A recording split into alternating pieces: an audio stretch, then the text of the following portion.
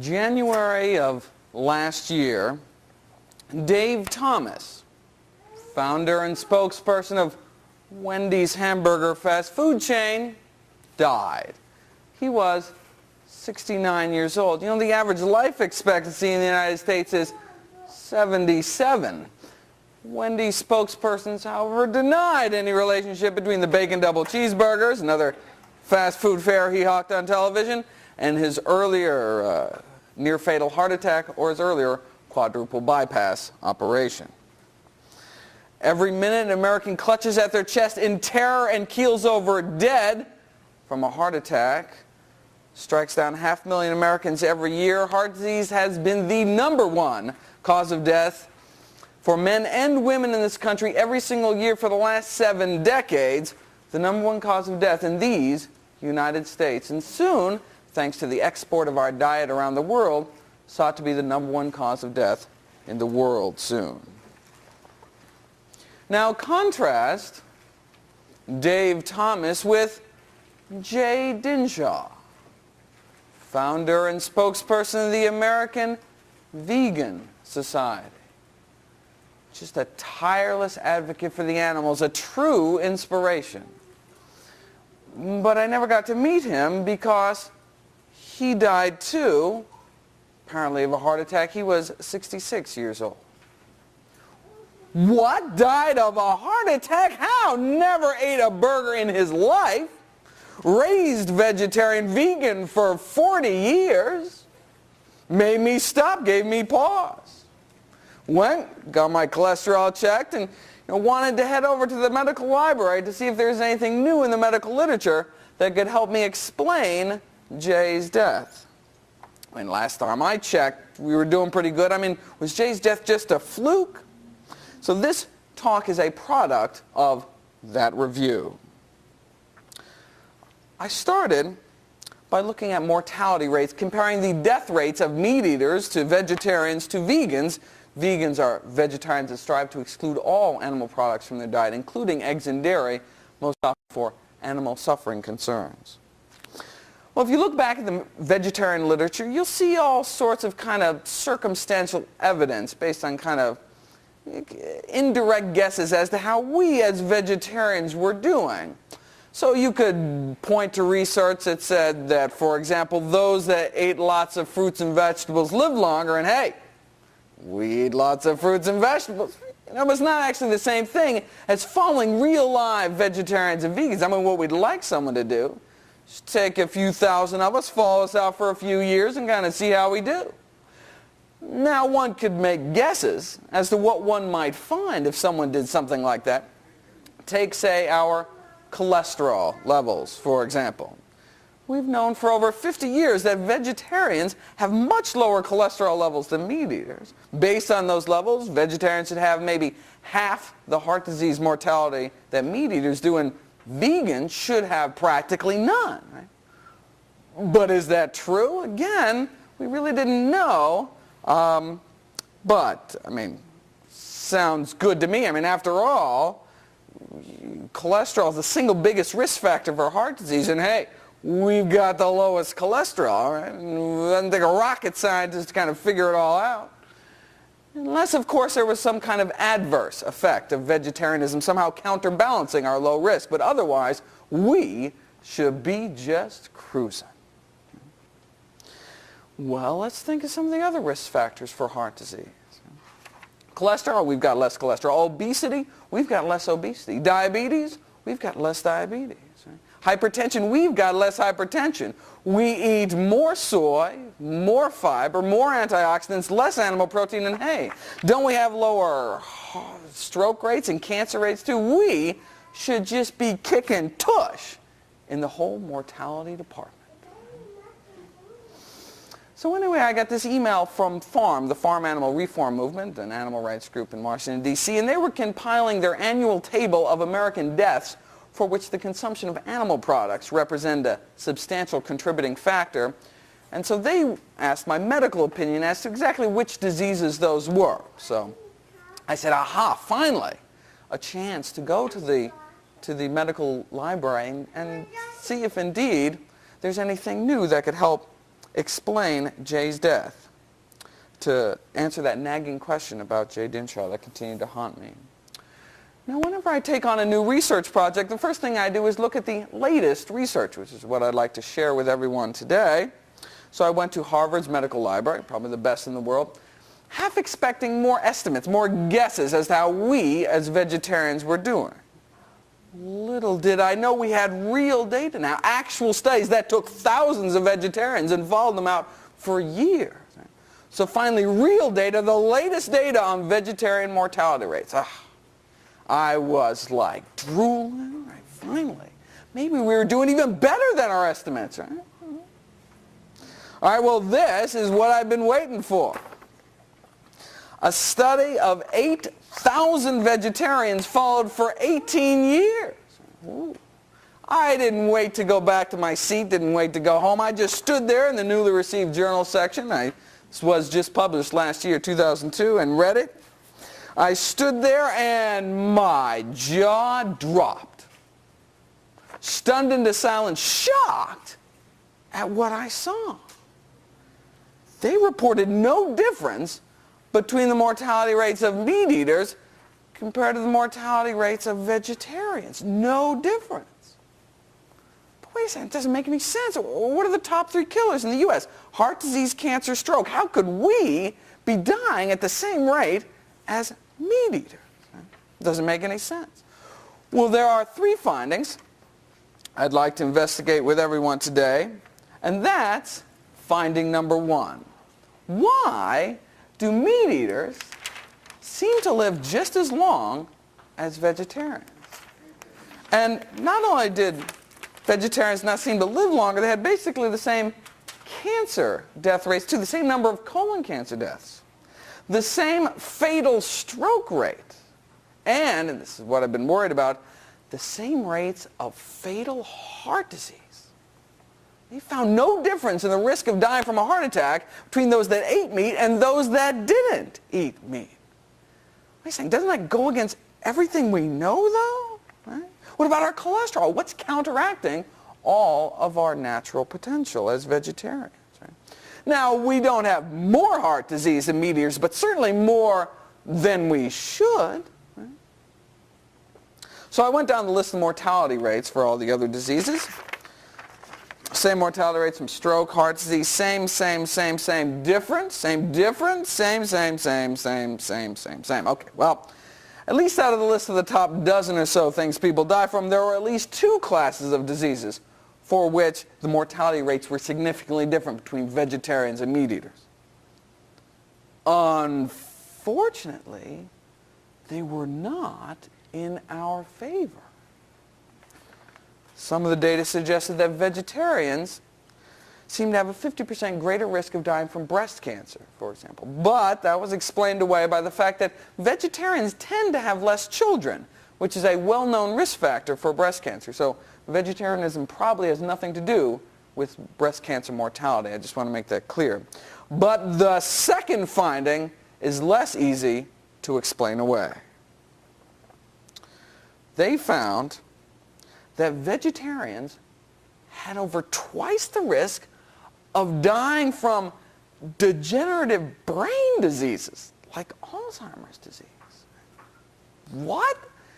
First of all, the fact that the only 2 differences were more vegetarian deaths, that's upsetting in itself. But what's this about vegetarians having twice the risk of dying from mental and neurological disease? I mean, when I first saw this, I said, these have just got to be some kind of weird random flukes, right? Because it doesn't make any sense. Right? Well, this is the latest published results, but it actually takes like a year to go to publication. So this data is like years old by now. Every 5 years, all the experts on vegetarian nutrition get together and hold an international congress on vegetarian nutrition. And the last one was, just last year, April 2002. Hey. So is there anything new under the vegetarian sun? Yes, indeed. Preliminary results from a study released twice the size, 17,000 vegetarians. This so-called EPIC study out of Europe started in 1993, so we had been waiting almost 10 years for results to start trickling out. Well, last year, they trickled. Ready for the results? Once again, vegetarians had the same mortality rates as meat eaters, confirming the other study. Right? Okay, but what about this? What about the brain disease thing? I mean, that has just got to be some kind of weird fluke. Sadly, no. There was only one significant difference this time between the mortality rates of vegetarians and meat eaters, and that was that vegetarians had a 50% greater risk of dying from brain disorders. Now, right now, all the smug vegans in the room are thinking, I know what's going on, right? Isn't milk just liquid meat? Right? All that saturated fat and cholesterol, and indeed, dairy is the #1 source of saturated fat in the American diet. Right? And aren't eggs like little cholesterol bombs? No wonder they're not doing so hot. Right? They're dragging down the average, right? Separate out the vegans, and then you'll see a little longevity, baby, you know? Well, unfortunately, neither of these two studies separated out the vegans. All right, so where can we turn? Well, this is the latest research, both published and unpublished. What about the best? Well, you know, the best research we have to date is probably this study, published in the American Journal of Clinical Nutrition, called Mortality in Vegetarians and Non-Vegetarians. And what these 12 researchers did was took all the biggest and best studies to date and kind of pooled all the data together. So they took a decade of mortality data from 28,000 vegetarians from Germany, the UK, and California, and found no survival advantage for vegetarians. What about vegans, though? We don't eat all that cheesy crap, and we have even lower cholesterol levels, right? Vegans didn't live any longer either. Same mortality rates as meat eaters. Wow, there must be something really working against vegans if we can die those kind of heart disease rates with such low cholesterol levels, right? Now, this isn't the end-all, be-all. Though it had 28,000 vegetarians, it only had a few hundred vegans. This new EPIC study out of Europe has thousands of vegans who will soon become the best study on vegans in human history. Unfortunately, having seen some of the preliminary data and spoken to the principal investigators over there, there's no reason to suspect that the results will come out any different than what we see right here. And in fact, just last month, the results from the famous German Heidelberg study were released. 2,000 people followed for 21 years, and the vegetarians lived longer than the vegans. And those who ate meat on occasion outlasted them all. All right, before I go about exploring these findings, I would just like to throw up a third finding I'd like to investigate today, and throw up is right.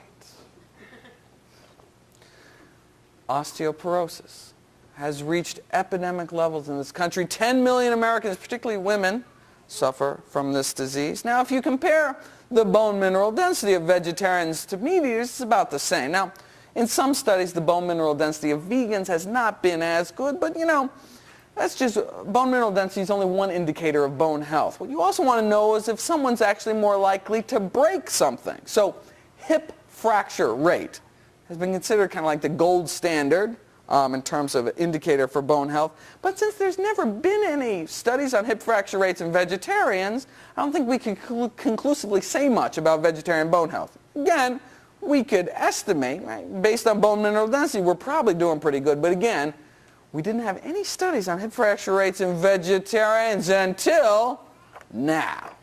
Presented for the first time to the Congress last year in a study of thousands of California Seventh-day Adventists, vegetarians had over twice the hip fracture rate as meat eaters. So this is the third finding I'd like to investigate with everyone today. Let's start with this, the first finding about longevity, right? Now, this isn't to say we couldn't necessarily live longer, right? Remember our cholesterol levels, our blood pressure and all that. We have a tremendous potential for decreasing heart disease risk, but something is getting in our way. What is it about vegetarian and vegan diets that's increasing our risk of dying so much that it's counteracting kind of all of our natural benefits? Right? What is it? And just as importantly, can we change it? And the good news is, about time for some good news, and the good news is that yes, we think we know exactly what's going on, and yes, with but a few simple changes, not only will we reclaim all of our natural vegetarian advantages, but we may surpass our highest expectations. Turns out there are two major things about vegetarian diets, and we are going to nail both of them today. As an aside, though, I mean, just because we don't seem to live longer, even as we are now with no changes, just because vegetarians don't seem to live longer doesn't mean they're not healthier. I mean, vegetarians do have lower rates of obesity, high blood pressure, diabetes, colon cancer, heart disease, appendicitis, the list goes on and on. So it still makes sense to go vegetarian, even if just for health reasons alone. So it still makes sense to go vegetarian, even if just for health reasons alone. But, you'd think with all that, we'd have some kind of survival advantage, right? What is it about vegetarian and particularly vegan diets that's increasing our risk so much it's canceling out our potential? What are we lacking in our diets? What are we deficient in? Well, to begin our detective story quest, one might start thinking, well, what other risk factors are there besides, cholesterol, high blood pressure, diabetes, all that, because we're kicking tush in all those, right? Well, to answer that question, one might ask, well, what interventions have been shown to decrease heart disease risk, right? Not eating meat didn't seem to help much. So what has been shown to help? Well, if you take people who've already had a heart attack and therefore at high risk of having another one, and you put them on cholesterol-lowering drugs, their risk of subsequently having another heart attack and dying drops by about 20%. Right? Yeah, but for those at high risk minus 20% is still high risk. So then they gave people fish oil capsules, dropped their risk of subsequently dying by about 30%. Not bad, but let's just cut to the chase here. I mean, what's the best results anyone's ever gotten? Well, there was this one study in which heart disease mortality dropped over 70%. Cancer death rates were cut in half too. What did they do? Researchers were sitting around one day in France looking at heart disease data, evidently something researchers do in France. They were looking at a graph of heart disease mortality versus cholesterol levels. And not surprisingly, the graph looked like this. Right? The more cholesterol you have in your blood, the higher your risk of dying from heart disease. We've known about this forever, right? So let's say this is data from the United States. Now, but when you did this exact same thing, but charted people who lived in the Mediterranean region of Europe, you got a different graph. You got this. Now, notice same relationship, right? I mean, the more cholesterol you have in your blood, the higher your risk of dying from heart disease. But check this out. At the exact same cholesterol level, those living in southern Europe around the Mediterranean have much lower rates of heart disease. Well, that's kind of weird. So they said, what the heck? I say what the heck in French, but they took these 600 heart patients and put half of them on a Mediterranean diet and put the other half on a so-called American Heart Association strict prudent step 2 diet in what was become known as the famous Lyon diet heart trial. After just 2 years, the survival benefit was so extreme in the Mediterranean group that they had to stop the study prematurely. An ethics committee came in and said it was just too unethical to keep feeding people the American Heart Association diet because there were so many more deaths in that group. And the results appeared quick, too, the survival advantage. After just 1 year, you could already see the results, whereas in those cholesterol-lowering drug trials, it took like 3 to 4 years to get that wimpy little 20% benefit. And now, after 2 years, 70% drop in cardiac mortality? Wow. All right, so researchers took blood from everyone, analyzed their diets, trying to find out what it was about this diet that had such a magical effect. So we have the Mediterranean group.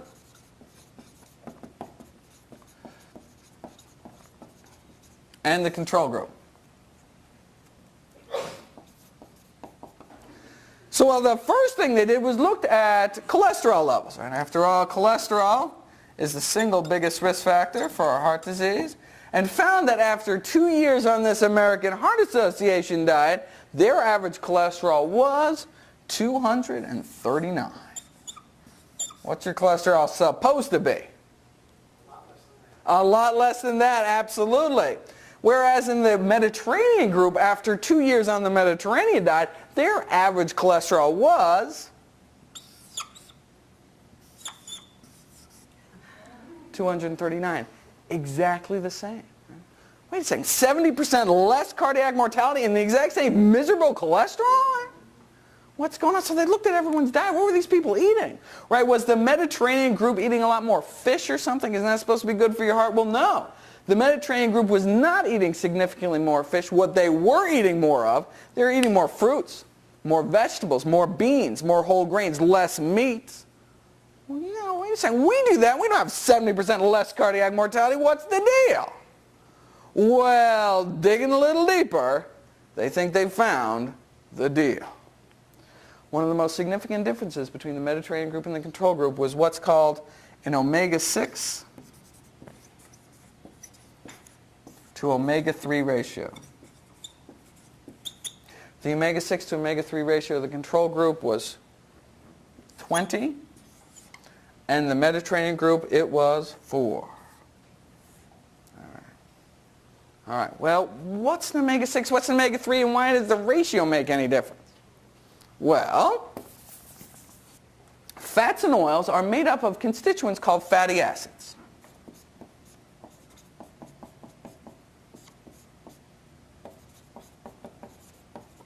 And you know there are 3 types of fatty acids. There are the so-called saturated fats. And you know the saturated fats are what's found, fats are solid at room temperature. So these are like lard, tallow, the butter fat, these are the animal fats. And also some of the tropical oils like coconut oil and palm kernel oil. And these are bad for you. Bad. And the second type of fatty acids are the so-called monounsaturated fats.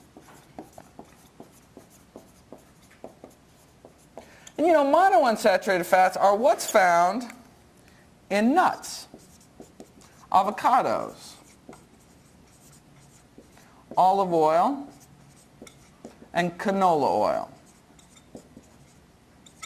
And these are liquid at room temperature, kind of semi-solid in the fridge. You know how your olive oil gets a little semi-solid in the fridge. And then the third type are the so-called polyunsaturated fatty acids.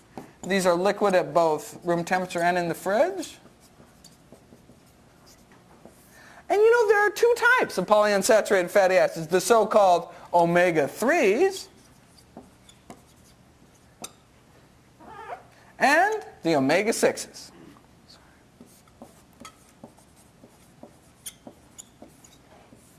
Omega-3's are found in dark leafy greens, walnuts, hemp seeds, flax seeds, and flaxseed oil. Omega-6's on the other hand are found predominantly in cottonseed oil, corn oil, safflower oil, and sunflower oil.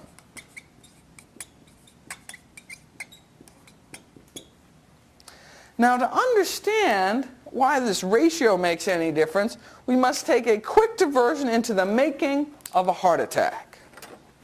we all start out with wonderfully healthy coronary arteries when we're born. And the reason why coronary arteries are so important is because they supply the very blood supply to our heart muscle to allow it to pump. But then for some reason the inner lining of our arteries gets injured, and that injury can lead to inflammation. And that inflamed area of the arteries can lead to the buildup of oxidized cholesterol. And so inflammation is called the so-called fatty streak stage of atherosclerosis, and that buildup of oxidized cholesterol is the so-called atherosclerotic plaque stage, and that plaque can burst, forming a clot in your coronary arteries, cutting off the blood supply to a region of your heart, and that can lead to sudden death, a fatal heart rhythm, or just damage your heart and set you up for another heart attack or heart failure or all such of other terrible things. Now, up until now, all the attention has been focused on this stage. You know, the buildup of oxidized cholesterol. And you know, that's the stage we rock at. Not only do we have much lower cholesterol levels, but because of all the antioxidants we eat in our fruits and vegetables, we keep what little cholesterol we do have from getting oxidized. Okay? But what about all these other stages? That's where omega-3's come in. There is an enzyme in our body that converts the omega-3's we eat to a magical substance called EPA. And some of that EPA goes on to produce magical substance number 2 called DHA. Monounsaturated fats are good for you. These are great. What's so great about these things? Well, they block the inflammation stage.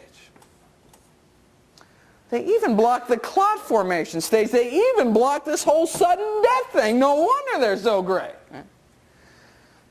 Omega-6's, on the other hand, use this exact same enzyme to produce a substance called AA. And you know, AA is not so great.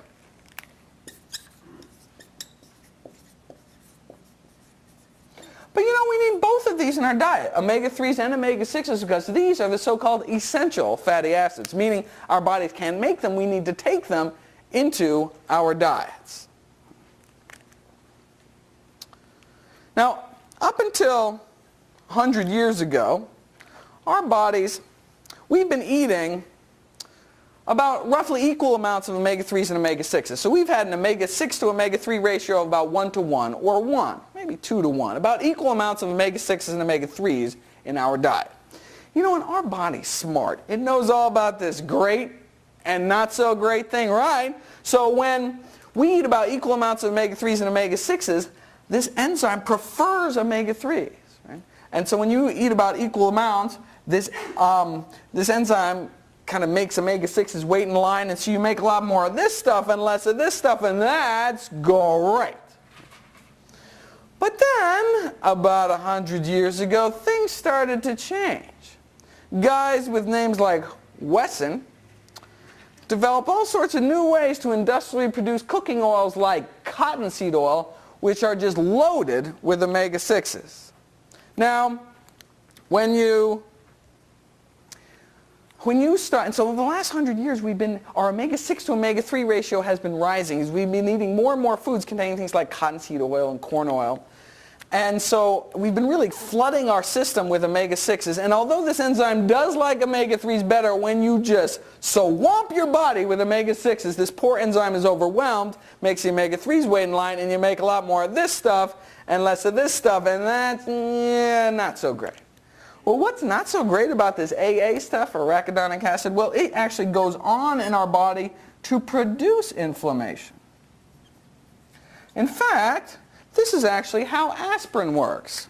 Aspirin blocks our body's ability to produce inflammation from the omega-6's we eat in our diet. And that's why many health professionals would have people at high risk for heart disease take an aspirin a day. All right, so the ideal ratio, intake ratio, should ideally be less than 4 to 1. 4 omega-6's for every 1 omega-3. Now you say, wait a second. I thought the omega-3s were the good ones. Well, yes, indeed, but again, this enzyme prefers omega-3s, such that you can eat 4 times as many omega-6s and only 1/4 the amount of omega-3s, and you still make all the EPA and DHA you need, or at least that's the theory. All right, so 4 to 1 or less. Well, so if you look at the latest studies, meat eaters, the ratio for meat eaters was about 7 to 1. Not so good. The ratio for vegetarians, though, was 10 to 1. And the ratio for vegans was 15 to 1. There was a recent study on vegan kids that found a ratio of 44 to 1. Just off the charts. Right? All right, well, where do most people get their omega-3s? Well, in this society, mostly from fish, some in poultry, a little in eggs. And not only are vegetarians not getting enough omega-3s, but it turns out in surveys that for some reason vegetarians are getting 2 to 3 times as many omega-6s as the general population. For some reason, vegetarians and vegans are just eating a lot of processed foods containing cottonseed oil and corn oil. And meat eaters can cheat. The flesh of oily fish like sardines contains preformed EPA and DHA. Right? So fish eaters don't have to worry so much about this ratio, don't have to worry so much about this enzyme, because they're getting EPA and DHA directly into their diet. And that's why you give people fish oil capsules and their risk of heart disease drops, dying from heart disease drops about 30%. And that's the reason why the American Heart Association recommends 1 to 2 fatty fish flesh meals a week. And that's reason number 1 why vegetarians may not be doing as well as we should. Right? Okay, so what's a vegetarian to do? Right? Well, how do we get our ratio down? Our ratio down to facilitate the making of this stuff and less of this stuff. Well, wait a second. Maybe if we ate more omega-3s and less omega-6s, that would work. All right, well, where do we get omega-3s from? Yes, indeed, greens and walnuts, but you would have to eat a lot of spinach salads with walnuts every day to get your omega-3s for the day. Thankfully, the most concentrated source of omega-3s on the planet is not fish, it's flax seeds. Flax seeds are one of the world's original health foods, been widely prized throughout history. Hippocrates used them. Mahatma Gandhi himself was right, ain't he always, when he said, wherever flax seeds become a regular food item among the people, there will be better health. He actually did say that. For more up-to-date reference, the alternative medicine guru, Dr. Andrew Weil, has stated that if you just make a single change to your diet, if you can just make one change to your diet, it should be to add flax seeds to your diet. Right? So, well, how do you eat them? Well, you go to your natural food store like Green Star Co-op. And you can find them in the bulk section for 99 cents a pound. There are golden ones and brown ones. Nutritionally, they're identical, so pick your favorite color. Flax seeds come in nature's finest packaging. They're hard, natural, whole, which keeps them fresh, such that you don't even have to refrigerate them. You can keep them on your kitchen counter in an airtight container for a year, and they do just fine. Unfortunately, nature's finest packaging is just a little too good, such that if you eat the whole seed, it just kind of comes out the other end, doesn't do you any good. So, you need to grind them up. So, spice grinder, coffee grinder, food processor, a good blender will do it. You can actually buy at Green Star Cooperative Market pre-ground flax seeds for $3 a pound, but a pound will last you for months. How much of this stuff do you actually have to eat?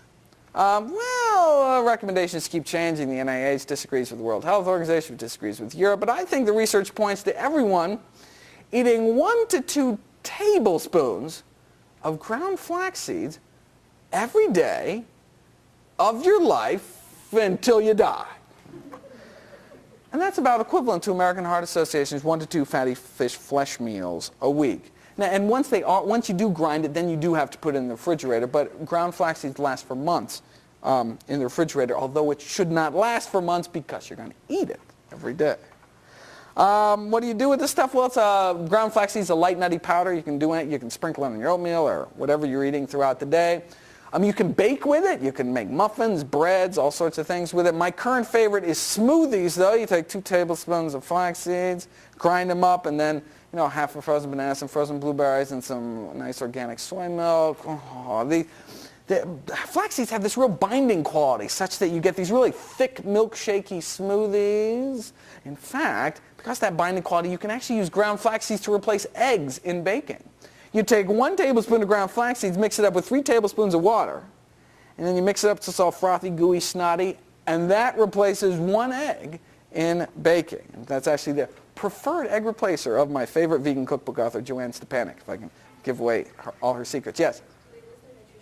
They do not, and that's the amazing thing about ground flax seeds. You can bake them 350 degrees for an hour, and it doesn't hurt the omega-3 content at all, which is quite surprising. However, that's not the case with the flaxseed oil. And the reason I don't recommend the flaxseed oil is it's more expensive, goes rancid, it won't last even a few weeks in the fridge. It tastes kind of nasty, and you can't cook with it. You can't even heat it up for a few seconds because it destroys the omega-3s. But somehow, the way nature intended in the seed, you can grind the flax seeds up, bake them all you want. Doesn't hurt the omega-3s, but when you extract out the oil, the omega-3s are very unstable. So you have to use it in like a salad dressing or something uncooked.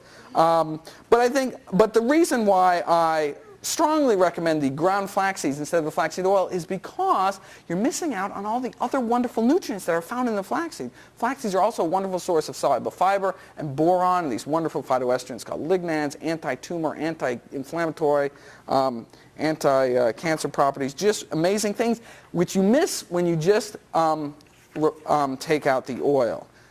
Any way you cut it, flax seeds I think are really the best way to get your omega-3s, in many ways better than getting them from fish. To spite you for murdering them, fishies load up your body with toxic heavy metals like lead and mercury and DDT and PCBs. In fact, concerns over mental retardation and birth defects have led the FDA and the EPA to recommend that pregnant, breastfeeding women and small children limit their intake of fish in this country. Fish is a real food disaster from a food safety point of view. It can spread everything from hepatitis to cholera.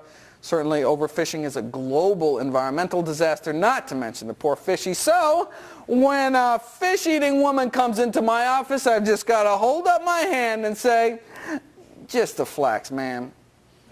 Sorry. Okay, now if you look at the diagram, you see that's really only half the story. Yes, we have to increase our omega-3s, but we also have to decrease our omega-6s. Thankfully, that's totally easy. All we have to do is we go home tonight, and if we have any of the following oils, if you have any of the following oils in your house, cottonseed oil, corn oil, safflower oil, or sunflower oil, you are in need of an oil change. You should throw them the hell out, and instead, if you use oils in your baking, in cooking, which you don't have to, but if you do use oils, what oil should you use instead? There we go. Olive oil is the monounsaturated oils. The single best oil is olive. But it does have a distinctive taste which may not be appropriate for all your cooking needs, and so canola oil, particularly I recommend organic canola oil because of the GMO issue, is second choice. Okay, so anyway, back to that Lyon diet heart trial. Well, how did they decrease their ratio from 20 down to 4, exactly where we want it? Remember 4 to 1? All they did is they sat down with everyone at the beginning of the study for half an hour and said, look, go home, whatever fats and oils you have in your house, throw them away and replace it with olive and canola. That's all they did, and wham, 20 down to 4, right, exactly where we want it. So, see, now, we could do that, right? Now, see, they didn't have to eat flax because both sides were eating fish, but imagine what we could do if we took our flax, got rid of those oils on top of our cholesterol levels. Remember, they had 70% drop, and they had miserable cholesterol levels, right? We are just going to blow them away. All right. Going back to here, you'll see, if we have a lot of omega-6s in our diet and not a lot of omega-3s, it might lead to more inflammation in our body. And that's why a lot of people with inflammatory conditions like rheumatoid arthritis, etc., actually take like flaxseed oil therapeutically in large doses to kind of tip their balance over to the non-inflammatory side. And indeed, we're finding more and more diseases tend to have an inflammatory component to them. Diseases like Alzheimer's disease. Studies suggest that those people who were taking chronic aspirin long-term for whatever reason had 5 times less Alzheimer's disease. Right? Now, no one should take chronic aspirin long-term without a prescription, I think. But what we can do is, again, we can tip the balance over to the non-inflammatory side, eating more omega-3s, less omega-6s. So am I saying that the same dietary change that's going to decrease our risk of heart disease is also going to decrease our risk of Alzheimer's as well? Yes, indeed. All right, so we have explored the first reason why vegetarians aren't living up to our potential, or more accurately, kind of out to our potential. Reason number 2 is probably even more important. Let's go back to this heart disease flow chart here. You know, as vegetarians and vegans, we are blocking this step, the buildup of oxidized cholesterol. So if we, as vegetarians and vegans, take our flax, get rid of those oils, we are going to be blocking heart disease at every turn. Here, here, here, here. Well, yeah, every turn except here. Wouldn't it be cool if there's some way we could block this whole deadly cascade in the first place? Reason number 2 is homocysteine. The homocysteine story started in 1968 when a Boston pathologist by the name of Coleman McCauley saw these 2 kids. It's always bad when pathologists see people because that means they're dead. An 8-year-old boy and a 2-month-old infant both died of massive strokes. Turns out they both had a genetic defect which led to abnormally high levels of this toxic metabolite called homocysteine, which led to these damaged cholesterol-clogged arteries in these little kids. And, you know, Dr. McCauley sat down and said, you know, I wonder if this homocysteine stuff has some role to play in adult heart disease as well. Well, he, you know, like many brilliant discoveries in the medical field, he was laughed at and ridiculed for years, but now we know. Now we know that homocysteine is a vasculotoxin, meaning it directly damages our blood vessels. Even moderately elevated levels of this toxic substance have just been shown to be a setup for heart disease. Right? So now the goal is to have a homocysteine level under 10. This is just micromoles per liter. It's kind of how we measure it. Again, this is a toxic substance, so we want low levels in our blood. And so if you look at data from 2001, for example, meat eaters have an average homocysteine level of 12. Not so good. But ovo-lacto-vegetarians had an average homocysteine level of 16, and vegans, 19. Houston, we have a problem. Seems that people with homocysteine levels as high as 16 are at 3-fold risk of dying from a heart attack. It's been estimated that if we just had a 5-point drop in homocysteine levels in this country, we would save the lives of 56,000 Americans every year. And as bad as vegetarians have it, there seems to be an epidemic of this so-called hyperhomocysteinemia, or too much homocysteine in the blood of vegans. And it's not just a vasculotoxin, it's a neurotoxin as well. It kills brain cells. People with homocysteine levels over 14 are 4 times more likely to develop Alzheimer's disease. And so this homocysteine is where we think the bulk of the blunting of our heart disease benefit comes from. This homocysteine is also where we think that our increased rates of degenerative brain disease come from as well. Because of our dangerously high levels of homocysteine. And the same thing with heart disease. Yes, we have less oxidized cholesterol, but we have so much more of this initial entry that it's canceling out our benefits. All right?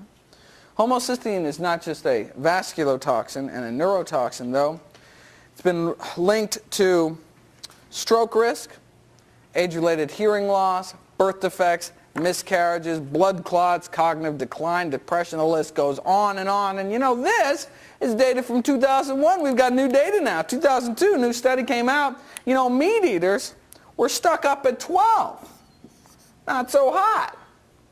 Vegetarians, ovo-lacto-vegetarians, had an average homocysteine level of 17, though, and vegans, 27. Oof. All right. So, 2 questions, right? 1, why the heck are we so high? And 2, how the heck do we get rid of it? Well, Homocysteine is a natural byproduct of amino acid metabolism, meaning it builds up in every single person every single day on this earth, and our body has three ways by which it gets rid of this stuff, three pathways by which it neutralizes this toxic substance into less harmful substrates. Pathway number one involves a vitamin called vitamin B6. Pathway number two involves a dietary component called choline. And pathway 3 actually uses two vitamins. One's called folic acid or folate, and the other is called vitamin B12.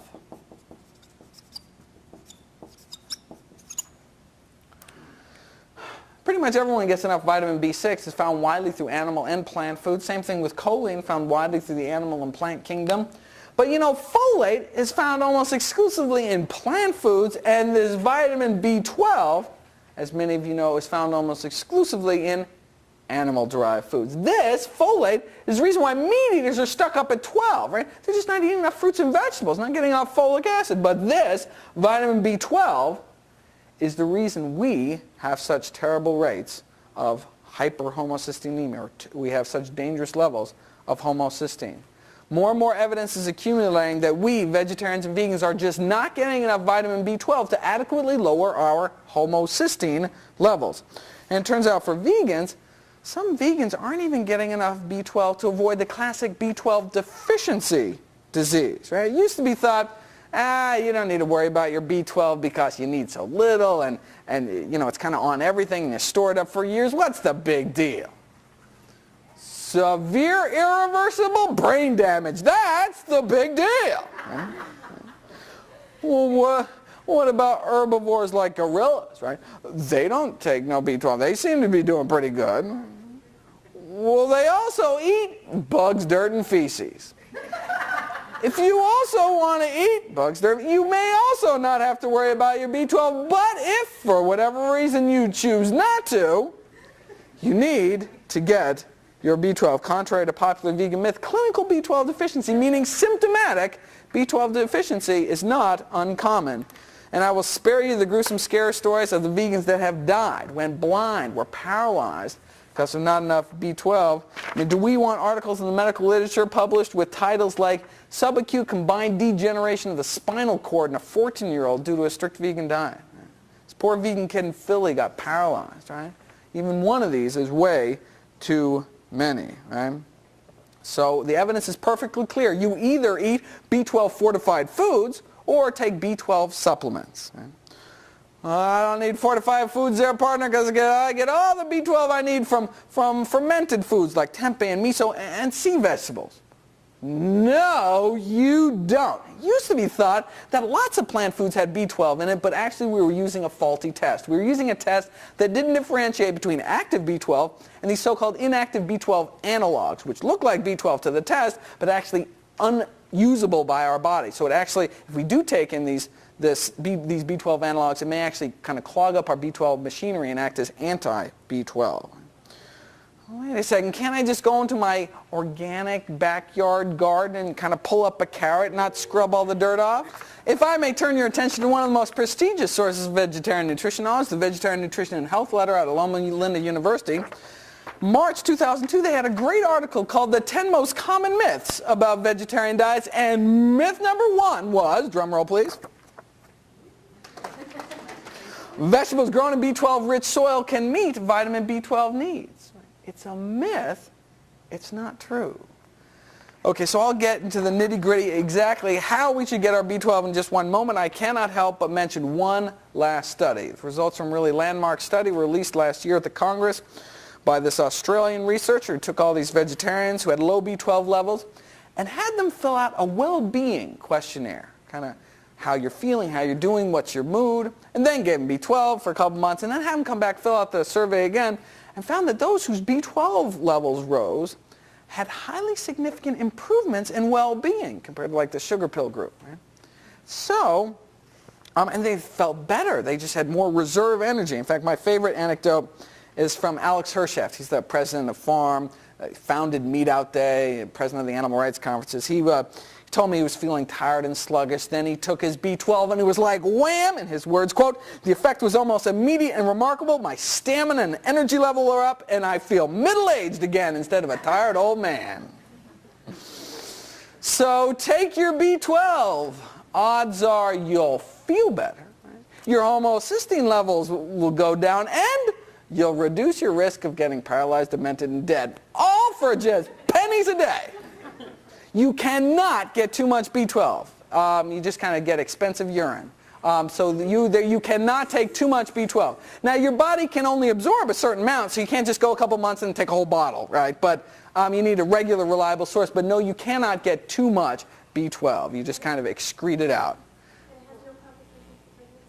And no, in fact, pregnant women really need to get B12 because they're getting B12 for two. What about lacto-ovos? Well, ovo-lacto-vegetarians, those who eat eggs and dairy regularly, probably get enough B12 to avoid the outright B12 deficiency disease, but aren't getting enough B12 to adequately lower their homocysteine levels.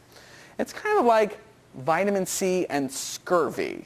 To avoid scurvy, the vitamin C deficiency disease, you just need like 6 milligrams of vitamin C a day. It's like nothing, right?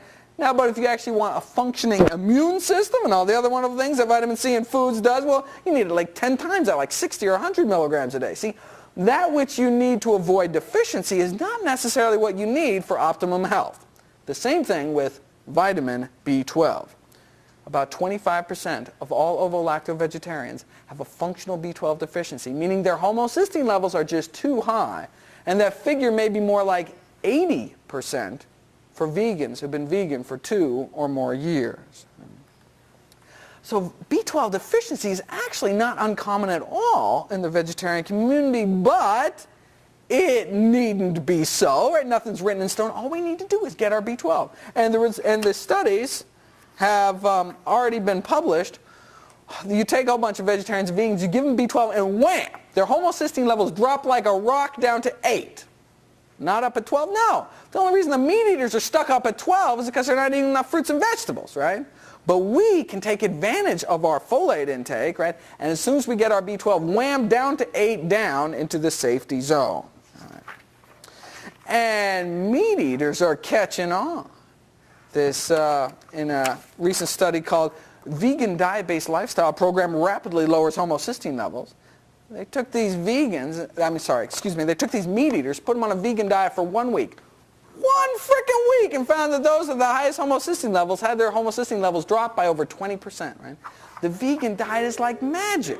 But now these were meat eaters, so they're like B12 coming out their ears, right? I mean, but all they needed was some fruits and vegetables to bring their homocysteine levels down. But imagine what we could do. We get our flax, get rid of those oils, take our B12, on top of our cholesterol levels, our blood pressure and all that, we are just going to walk all over them. All right.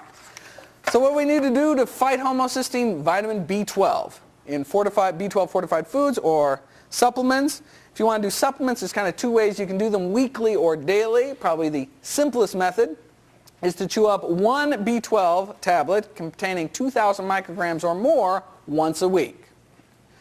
So you can go down to Green Star Co-op and get these 5,000 microgram tablets. And so you can cut them in half and just take 1/2 of one of those pills once a week. Share a bottle with your friends. Comes out to be about $5 a year. Pick a day of the week. You know, I know my B12 day is Monday. I know every Monday I got to update the Mad Cow page, take my B12. You know, it's kind of part of my life. You know, that's what. B12 is indeed water soluble. So it just stays, you can take it once in a week and that's enough? You can, if you take high enough doses, you can take once a week because your liver actually stores it up. Although you can certainly, if you don't like to take, if it's hard for you to remember to take something once a week, and rather get in the habit of taking something once a day, then you have to take much less, 100 micrograms once a day. So if you have a multivitamin or something you take once a day, you should check to see if it has 100 micrograms or more of vitamin B12. And all B12, thank you for that question, all B12 in supplements and fortified foods is vegan. It's bacteria derived. It's all, they just put it in a stainless steel tank. None of it is animal derived. It's just too expensive. So having said that, some of the other filler ingredients might not be vegetarian. It might have gelatin in the capsule or something, but the B12 itself is vegan. All right, now for those of you who don't like taking supplements, well, you can get all the vitamin B12 you need by eating B12 fortified foods. The only thing you have to remember is if you rely exclusively on B12 fortified foods, you need to get at least 2 servings a day, separated by like 6 hours. So if in the morning you have a cup of B12 fortified soy milk, then in the afternoon or evening you can have something else with B12, like a teaspoon of the Red Star Vegetarian Support Formula nutritional yeast, or a lot of the fake meats and rice milks and soy milks and breakfast cereals, cornflakes, Raisin Bran, grape nuts. They all have vitamin B12 in them. You just have to read your labels. What about ovo-lactose? How much B12 is in the eggs and dairy? Well, you would have to eat like 5 eggs a day or 3 glasses of milk. That's an awful lot of saturated fat and cholesterol. Certainly would not recommend that. Okay. I don't seem to have those. Did you give me a stack of? Oh, there they are back here. I don't seem to have time to cover some of the other things like osteoporosis or chromium, copper, iron, iodine, magnesium, riboflavin, selenium, or zinc. So I typed up all my cut to the chase recommendations, and we will pass them out as we speak and run through them before I conclude and take questions.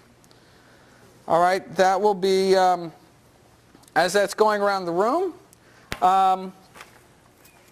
Dr. Michael Clapper, in part based on his vegan health study, describes the status of minerals in the diets of many vegetarians and vegans as underappreciated, underconsumed, and underabsorbed. Right? If you'd like to read what Dr. Clapper says about the mineral status, our mineral status, I encourage everyone to read this very important article, which is found online on the bottom of that. You'll see it on your handout when you get it. Or, of course, if you don't have internet access, you can use the library, although it's probably only open for about 2 minutes. We'll hear the ding. Or you can, of course, read it up here. I have its copy up here. All right, almost everyone have it. Let's start at the top here. Vitamin B12 and omega-3's. We talked about that. Fortunately, I didn't get to talk about all this juicy stuff about DHA. Suffice to say, if you are even contemplating getting pregnant or are diabetic, you should take 300 milligrams of DHA every day, such that your baby gets it from months before, ideally months before conception, throughout weaning. And there are vegan sources in veggie caps available. It may actually be reasonable for all non-fish eaters to take DHA. It is an unanswered research question at this point. That is in addition to flaxseed for diabetics and pregnant and breastfeeding moms. Yes, indeed. And may be appropriate for everyone. That's an unanswered question. Next, everyone have the copy? Get your vitamin D. Major study published in the American Journal of Clinical Nutrition last summer found, quote, irrefutable evidence that vitamin D deficiency is a major unrecognized epidemic in the United States. Right? Wait a second, isn't it just a sunshine vitamin? Can't you go out and just get a little sunshine? Not in Ithaca, not during the winter. Unfortunately, during the months of January and February, the sun's rays at this latitude are at such an angle that no matter how long you sunbathe naked here in Ithaca during January and February, you are just not going to make enough vitamin D, so you need to get it into your diet. One can actually get an entire day's supply naturally in a few mushrooms. Shiitake mushrooms and chanterelle mushrooms actually have natural vitamin D in them, but you have to eat like a dozen mushrooms a day. Certainly there's a lot of vitamin D fortified foods like the soy milks and rice milks and other motherless milks out there, as well as fortified breakfast cereals may come in handy here. And if you're not pasty white or don't want to die of skin cancer, so correctly use sunscreen, or you're young or you're old, or if you own a cable modem or don't get outside for whatever reason, you may want to take vitamin D in your diet year-round and not just during the winter. Okay. And so for vitamin D, the current recommendation is 200 international units a day for up to age 50, 450 to 70, and over age 70, 600 international units, although all of those are probably going up. So probably everyone needs a minimum of 400 international units, although the Institute of Medicine hasn't ruled on that yet. All right, next, 700 to 1,000 milligrams a day of calcium. Wait a second. I thought we didn't eat all that calcium because we don't eat all that calcium-leaching animal protein, right? Well, if I may point you back to the 10 most common myths about vegetarian diets, and this article is a full text online. You can see it, the URL is on the bottom of that handout. And myth number 2 is vegetarians need less calcium than meat eaters. It's a myth. It's not true. And I don't have a lot of time to talk about calcium, although I certainly can do it in question and answer. I would refer everyone to this very important article written by Ginny Messina called Hip Fracture Rates and Vegan Calcium Needs. And again, that article is online or up here. So, are you eating 3 cups of kale a day? 3 cups of bok choy, 3 cups of collards? Well, you should. That's how everyone should get their calcium. Or drinking 3 cups of calcium-fortified soy milk or 3 cups of calcium-fortified orange juice. If you're not, you're probably not getting your recommended daily intake of calcium, so you may want to take a calcium supplement. I'd be happy to talk about calcium supplements if people are interested at the end. Now, you could drink the milk from a cow, but nutritionally, cow's milk is not the best source of calcium. It doesn't have lots of the wonderful things that dark green leafies have that are very important for your bone health, like vitamin K and boron and vitamin C, all important for bone health, but missing in dairy milk. And dark leafy greens don't have a lot of things that you don't want, like the saturated fat and cholesterol and antibiotics and hormones and pus and all those other things that we don't want in milk, and retinol. Vitamin A palmitate, this animal-derived vitamin A that's added to the low-fat milk supply and is thought to critically weaken people's bones. That's why in the Harvard Nurses study, which looked at over 68,000 women, found that those that drank the most milk had the most fractures. And the reason they think is because the low-fat milk, they were all health conscious, so drinking low-fat milk, right, because they didn't want to die of heart disease, drinking low-fat milk, and low-fat milk has this vitamin A palmitate or retinol added to it, and is thought to interfere with bone metabolism. And that's why we think these Seventh-day Adventist vegetarians out in California were breaking their hips so often, because they were all health conscious and drinking lots of low-fat milk, and that was weakening their bones. We won't know that until it's actually published, but that's the leading hypothesis at the moment. Iodine. Alarming rates of iodine deficiency have been found among British vegans because they don't iodize salt over there. Now, the British milk drinkers were protected because they use iodine-containing disinfectants to disinfect the milk processing tanks and kind of leaches into the milk. It's kind of gross. But low iodine intake can lead to hypothyroidism, which can lead to high cholesterol and high homocysteine. So, if you don't use iodized salt or eat sea vegetables, right, or drink milk, you need to get iodine from somewhere, and so you may want to take a supplement or eat some sea vegetables. If you're one of those that uses natural sea salt, don't. If you use table salt, which is not a good idea for your health, but if you use table salt, you should use iodized table salt. It's a convenient way to get your iodine. And the best article I've seen to date on this is this written by Stephen Walsh in the Vegan Society. And so, again, this iodine article is available online and up here as well. Iron.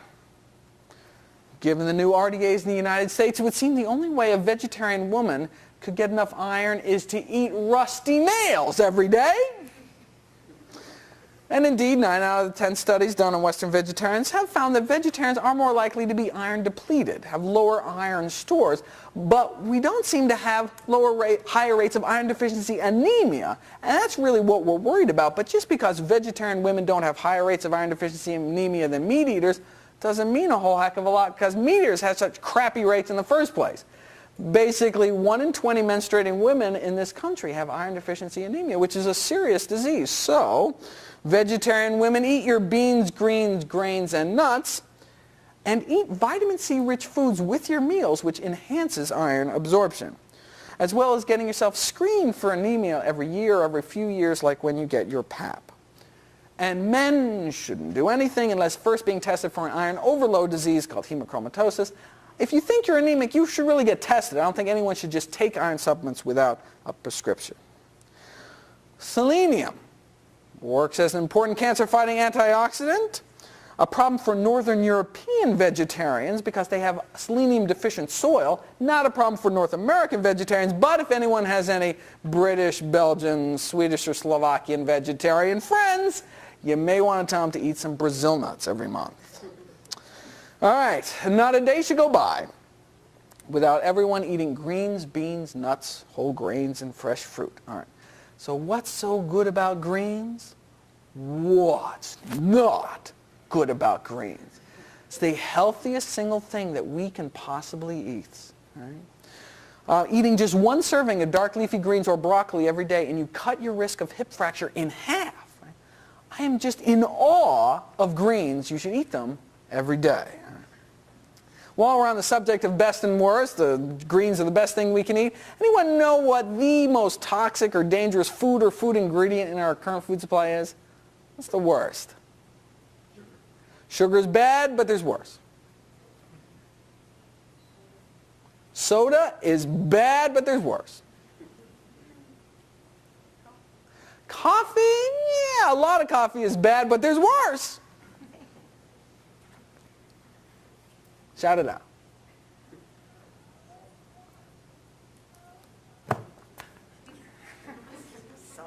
Salt's not good, but there's worse. Saturated fat is bad, right? Bad, but there's worse. White flour is bad, but there's worse. Corn oil is no good for you, but there's worse. This cannot be the first audience. I've been on the road 11 months. Come on. Not the, I want to breathe. All right. What? Plutonium. Trans fats, hydrogenated oils. All right.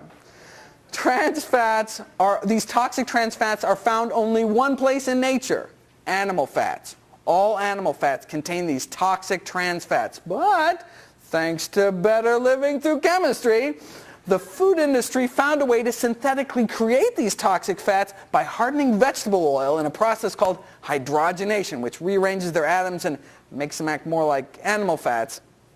And the national, so there's, good fats, there are bad fats, then there are killer fats, and those are these trans fats. The National Academy of Science just a few months ago published this damning report on trans fats and said the only safe intake is 0. That the upper limit tolerable intake daily is 0. Now wait a second, if the National Academy of Sciences is saying the only safe intake is 0, and it's only found in animal foods and processed foods. Are they telling everyone to go vegetarian? Right? That makes sense. Well, actually they didn't. So they were challenged on it, and one of the authors of the report responded to the challenge, a nutritional epidemiologist at the Harvard School of Public Health, responded to the challenge, and he said, quote, "We can't tell people to stop eating all meat and all dairy products," he said. "Well, we could tell people to become vegetarians," he added. "If we were truly basing this only on science, we would, but it is a bit extreme." Isn't that amazing? Wouldn't want scientists to base anything on science, would we? Oh. I just had to get that out. All right. What's so good about beans? A study just came out. Those who ate legumes, beans, peas, or lentils 4 times a week or more had 20% less heart disease. All right. Beans are good for your heart. The more you eat, the more. All right. Those who ate nuts at least 5 times a week had half the mortality rates, half the cardiac mortality, those who ate 5 servings of nuts or more a week. And for those of you who are like, oh, I don't want to eat nuts because they're going to make me fat. Actually, there's an impressive body of research to suggest that those people who add nuts to their diet, if anything, actually lose weight. And we're not sure why, whether it satiates the appetite or actually causes you to excrete more fat in your feces. We're not sure why, but bottom line, nuts will not make you fat. You should eat them every day. All right. What kind of nuts? Basically any nuts except coconuts and chestnuts. So, And peanuts, although they're technically legumes, have a nutritional profile which closely resembles other nuts. And so again, any nuts, nut butters, cashew butter, almond butter, there's some nuts that are a little better than other ones, but basically nuts are nuts. But I could go specifically down to list of better and worse later on. Next, studies also consistently show that even health-conscious vegetarians don't eat the recommended minimum number of servings of fruits and vegetables every day, which is, whoa, not bad, right? 5 a day, I heard 5 a day saying, 5 a day, that was a few months ago. But the front row knows, right? The National Cancer Institute just a few months upped it to 9 a day, minimum, right? 9, so you thought you weren't doing so good before, now you're really behind, right? And that's minimum, so 9 a day, 10 a day, 12 a day, as many fruits and vegetables as you can possibly stuff in your face. All right. Next, drink lots of water. No, seriously. Seventh-day Adventist study presented to Congress last year. Vegetarian or not, those that drank 5 glasses of water every day had half the cardiac mortality, half the fatal stroke rate. What? You don't eat meat, nothing happens. If you eat some nuts, drink some water, you have your mortality rates? Absolutely amazing, right? While we're on the subject, is there anything else I can just kind of down and dirty have your mortality rate? Well, in the German vegan study, for example, they found out that those who were, quote unquote, who, surprise, surprise, physically active, had half the mortality rates of those couch potatoes or computer potatoes or whatever the case may be. And maybe get your cholesterol checked. Who knows what your cholesterol is? Oh, everybody should know what their cholesterol is. The current recommendation is everyone starting at age 20 should get their cholesterol checked and get it rechecked every 5 years. And quit smoking. Cigarettes slice at least like 8 years off your life. All right, last but not least, Z is for zinc. I didn't mention anything specifically about zinc on there because once again, greens, beans, nuts, and whole grains to the rescue. Vegetarians, though, are prone to low-body zinc pools, however. Inadequate zinc intake can impair one's immunity, impair one's taste sensation, and impair one's appetite. Serious deficiency can lead to growth stunting or small testicles. No one's actually gone around and measured the size of vegetarian testicles, but there was a taste acuity study that found that vegetarians couldn't taste as well as meat eaters. Now, I've kissed a few, and I think vegetarians taste pretty good. But, no, indeed, we should think about zinc. And while I'm being risque, especially men, since we lose like 20% of our RDA for zinc in every seminal emission, that's a good half cup of nuts right there. So, I'm serious. Beans, particularly sprouted or fermented, like tempeh and miso. Nuts and seeds, again, dry roasted or sprouted, are good sources. And again, fortified breakfast cereals may come in handy here as well. All right. My final words. When I first learned about this stuff, my first thought was like, it just doesn't seem natural, right? All these pills and weird oils and stuff. I mean, like when human beings were evolving, they didn't take no calcium supplements, right? Well, then I looked at that. I mean, they certainly weren't getting it from milk. Prehistoric peoples got all the calcium they needed from eating wild plants like nettles, which are just loaded with calcium. It's estimated that prehistoric peoples got 2,000 milligrams of calcium every single day eating wild plants, right? That's 3 times what milk drinkers get in this country, right? But we just don't eat those kind of plants anymore because of the way we live in our modern world, right? And cavemans didn't have to take no flax, right? Well, again, that's because their ratio was 1-to-1. There's no such thing as trans fats, no such thing as cottonseed oil, right? And interestingly, many of the wild plants have higher omega-3 contents than the cultivated ones. So, for example, purslane, the most common plant in the world, is dug up here as a weed, but everywhere else they eat it because it's so good for you, is one of the highest plant omega-3 contents in the world. But we don't eat weeds anymore. We eat iceberg lettuce, right? And they didn't have to take no vitamin D. That's because they lived and worked outside. That's because they could work outside because there wasn't a big hole in the ozone layer. There weren't these smog-ridden cities and all that, And they didn't have to take no B12. We used to be able to get all the B12 we needed from the water we drank, drinking out of a mountain stream or well water, But we don't get a lot of B12 anymore in our water because we chlorinate our water supply to kill off all the bacteria, right? So we don't get a lot of vitamin B12 in our water anymore. We don't get a lot of cholera either, right? So that's a good thing, right? But the bottom line is that we live in an unnatural world, which is compromising our health, compromising our vegetarian potential. But we can reclaim that potential with but a few simple changes and live a long life in optimum health. Thank you.